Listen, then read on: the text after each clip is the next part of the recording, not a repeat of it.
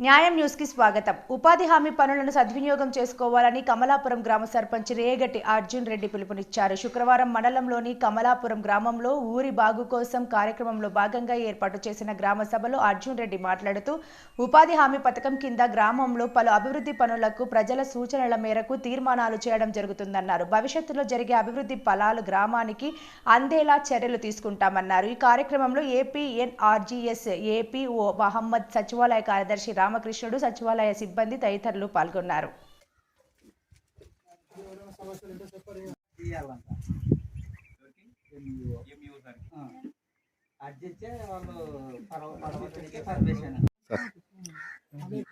నా పేరు అర్జున్ రెడ్డి.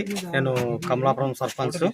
కూటమి ప్రభుత్వం పవన్ కళ్యాణ్ డిప్యూటీ సీఎం ఆదేశాల మేరకు గ్రామ సభలు జరగడం జరుగుతుంది.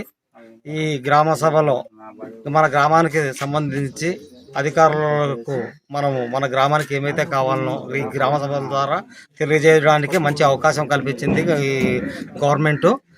మన గ్రామానికి వచ్చేసి ఇప్పుడు రైతులకు ఆర్టికల్స్ కానీ, తర్వాత వచ్చేసి అగ్రికల్చర్ కానీ, తర్వాత వచ్చేసి ఇల్లులు కావాలన్నా, ఇళ్ళ స్థలాలు కావాలన్నా, గ్రామానికి మంచినీళ్ళ సౌకర్యం కానీ, ఎన్ఆర్జీఎస్ కింద ఆర్టికల్స్ కానీ, అగ్రికల్చర్ కానీ, ఏదైనా కానీ మన గ్రామం డెవలప్మెంట్ కోసం ఈ గ్రామ సభ జరగడము మా అదృష్టంగా భావిస్తున్నాం. మొత్తం స్టేట్ చేసుకున్న అదృష్టం అని మేము సర్పంచ్గా ఎంతో సంతోషం చేస్తున్నాను.